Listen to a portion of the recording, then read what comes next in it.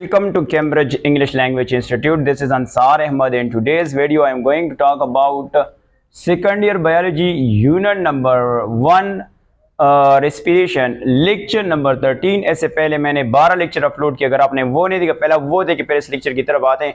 तो चलो आज का वीडियो स्टार्ट करते हैं। आज का वीडियो जो है ना वो है रेस्पिरेटरी डिसऑर्डर। डिसऑर्डर से मुराद होते हैं प्रॉब्लम, यहाँ से डिसऑर्डर से मुराद होते हैं डिजीजेस। अच्छा देख लेते हैं, हमारे पास जो रेस्पिरेटरी ट्रैक्ट है, रेस्पिरेटरी ट्रैक्ट से मुराद ये है जो नोज से पैसे शुरू होते हैं और अलविलाई पे खत्म हो जाते हैं, उसको हम रेस्पिरेटरी ट्रैक्ट कहते हैं।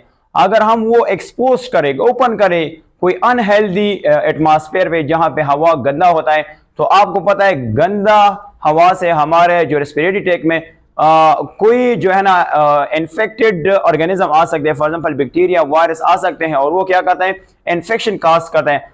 इन्फेक्शन जो है ना ये काज करते हैं, अपर रेस्पिरेटरी ट्रैक्ट में काज कर सकता है और लोअर रेस्पिरेटरी ट्रैक्ट में काज कर सकता है।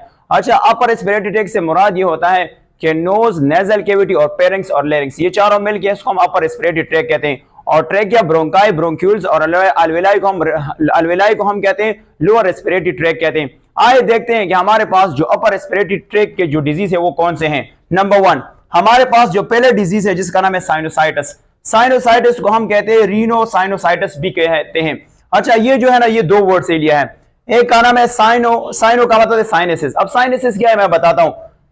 दूसरा हमारे पास आईटीएस क्या है, ये हमारे पास सफिक्स, इसका मुराद है इन्फ्लेमेशन। इन्फ्लेमेशन से क्या मुराद होता है, आपको पता है जहां पे जो चोट लगता है अगर वो जगह गर्म हो जाता है, सुर्ख हो जाता है, उधर दर्द होता है और स्विल होता है, तो उसको हम इन्फ्लेमेशन कहते हैं। तो हम कह सकते हैं कि inflammation of sinensis is called what, sinusitis. अब बेसिकली हमारे पास साइनेसिस क्या है, साइनेसिस आर होल्स, ये हमारे पास स्कल में सुराख होते between the facial bone. Facial bone से हमारा जो फेस, देखो हमारे पास ये जो आपको नजर आता है ये हमारे पास फेस है और ये हमारे पास स्कल है।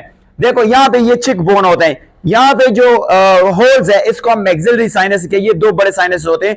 फिर हमारे पास जो आई से ऊपर ये जो रीजन आपको नजर आता है इसको हम बेसिकली फ्रंटल साइनसिस कहते हैं। इसके अलावा हमारे पास थोड़ा सा अगर ऊपर जाए तो हमारे पास एथमाइड साइनसिस होते हैं और फिर ऊपर जब जाए हमारे पास फिनाइड साइनसिस होते हैं। आप इस पिक्चर में इसको गौर से देखते हैं, देखो हमारे पास ये नोज है, यहाँ पे हमारे पास क्या है, जो चिक रीजन है, चिक बोन, इसको मैक्सिलरी साइनस कहते हैं। दो बड़े साइनस होते हैं और फिर इसके जो छोटे छोटे साइनस होते हैं वो यहाँ पे आपके पास एक एथमाइड साइनस से मिलेगा, दूसरा स्फिनाइड साइनस से मिलेगा, ये दोनों साइड में मौजूद है। ऊपर हमारे पास आई से ऊपर हमारे पास दो बड़े साइनस, उसका नाम है फ्रंटल साइनसिस होता है। अच्छा, ये हमारे पास टोटल कोल के जो 4 है वो बड़े हैं और जो 4 है वो हमारे पास छोटे होते हैं। अच्छा, नेक्स्ट हमारे पास क्या होता है, आपको पता है अगर मैं एक साइनसिस को निकालूं, ये हमारे पास एक साइनसिस होता है। इस साइनसिस के इर्द गिर्द हमारे पास म्यूकस मेम्ब्रेन होते हैं। ये म्यूकस मेम्ब्रेन क्या करता है, ये म्यूकस सीक्रेट करता है और इनमें से बेसिकली एंटीबॉडी मौजूद है। एंटीबॉडी बेसिकली हमारे पास एक प्रोटीन होता है, ये क्या करते हैं, ये हिफाजत करता है ईयर पैसेजवे, हमारा जो ईयर पैसेजवे है, जो हवा की नाली है यानी नोज से लेकर जो अलवेलाई तक होता है, ये क्या करता है, बचाता है फ्रॉम इरिटेंट्स। अब इरिटेंट्स क्या चीज है, आए देख लेते हैं हमारे पास जो है इरिटेंट्स क्या चीज होते हैं। इरिटेंट्स वो सब्सटेंस जो इन्फ्लेमेशन को काज करते हैं उसको इरिटेंट्स कहते हैं। फॉर एग्जांपल हमारे पास केमिकल एसिड, बेस, सॉल्वेंट्स वगैरह हो सकता है। हमारे पास पोल्यूटेंट में स्मोक है, डस्ट है, पार्टिकुलेट मैटर से मुराद होता है जो छोटे छोटे पार्टिकल होते हैं। हमारे पास एलर्जेंस हैं, पोलन और मोल्ड मीन फंजाई वगैरह हो सकता है। फिजिकल एजेंट में हमारे पास गर्म, यख और जो रेडिएशन वगैरह, शगाई वगैरह हो सकता है। बायोलॉजिकल एजेंट्स में हमारे पास बैक्टीरिया, वायरस और फंजाई हो सकता है। अच्छा, हमारे पास जो साइनोसाइटिस होता है ये basically on the basis of time जो है ना, ये हमारे पास दो तरह के होते हैं। एक का नाम है एक्यूट साइनोसाइटिस। एक्यूट साइनोसाइटिस वो होता है जिसके सिम्पटम 2 हफ्तों से लेकर 8 हफ्तों तक होते हैं। हम कह सकते हैं कि 2 मंथ्स तक होता है। क्रोनिक का मतलब क्या है, क्रोनिक से मुराद होता है कि ये हमारे लिए 2 मंथ से ज्यादा वक्त के लिए होता है, इसको हम क्रोनिक साइनोसाइटिस कहते हैं। अच्छा, आए हमारे पास जो है ना इसकी काजेस और रिस्क फैक्टर देखते हैं। तो आपको पता है किसकी वजह से काज होता है, ये बैक्टीरिया की वजह से हो सकता है, वायरल की वजह से हो सकता है, allergic reactions for example dust हो गया, पोलन ग्रेन्स वगैरह हो गया। एनवायरमेंटल एजेंट्स में आपको पता है जो सर्द होते हैं, जब हम घरों में एयर कंडीशन लगाते हैं तो उससे जो कूल हवा आ जाते हैं तो वो भी जो है इन्फ्लेमेशन काज करते हैं। हमारे पास जो गर्म हीटर होते हैं खासकर जो ऑफिस और होम में इस्तेमाल करते हैं उससे जो गर्म हवा आता है तो वो भी हमारा जो क्या करता है यानी इन्फ्लेमेशन काज कर सकता है। ये हमारे पास क्या है, ये हमारे पास फैक्टर है। अगर हम देखें सिम्पटम हमारे पास क्या है, तो सबसे पहला हमारे पास बुखार होता है। दूसरा नेजल ऑब्स्ट्रक्शन से मुराद होता है कि हमारी जो नेजल है, जो नोज है, ये हमारे लिए ब्लॉक हो जाता है। ऑब्स्ट्रक्शन कहते हैं ब्लॉक होना। नेक्स्ट हमारे पास पस लाइक प्यूरिलेंट से क्या मुराद होता है? डिस्चार्ज, हमारे नोज से पस जो फ्लूइड है वो जो है ना वो खारिज हो सकता है।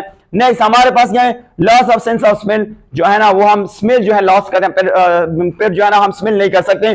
फेशियल पेन, यानी हमारा फेस पे दर्द होगा या सर पे दर्द होगा, जिसको हम हेडेक कहते हैं। External fluid move to pharynx, जो हमारा एक्सटर्नल फ्लूइड है वो कहां पे जाएगा? वो फेरिंक्स में जाएगा। अच्छा, अगर हम देखते हैं हमारे पास जो है ना ट्रीटमेंट क्या है, तो आपको अगर आपने देखना अगर बैक्टीरिया की वजह से तो आपने एंटीबायोटिक देना है, और अगर वायरस की वजह से तो आपने एंटीवायरल ड्रग्स देना है। अगर नहीं है तो सल्फर ड्रग्स दे सकते हैं, एंटी एलर्जिक ड्रग्स दे सकते हैं। अगर एलर्जी की वजह से तो आपने एंटी एलर्जिक ड्रग देना है। नेक्स्ट हमारे पास डीकंजेस्टेंट ड्रग्स कौन से होते हैं? वो ड्रग जो हमारा नेजल यानी जो हमारे पास बेसिकली क्या है, ये जो नेजल कैविटी अगर ये ब्लॉक हो जाता है तो उसको ओपन करने के लिए जो ड्रग इस्तेमाल करते हैं उसको हम क्या कहते हैं? उसको हम बेसिकली डीकंजेस्टेंट ड्रग कहते हैं।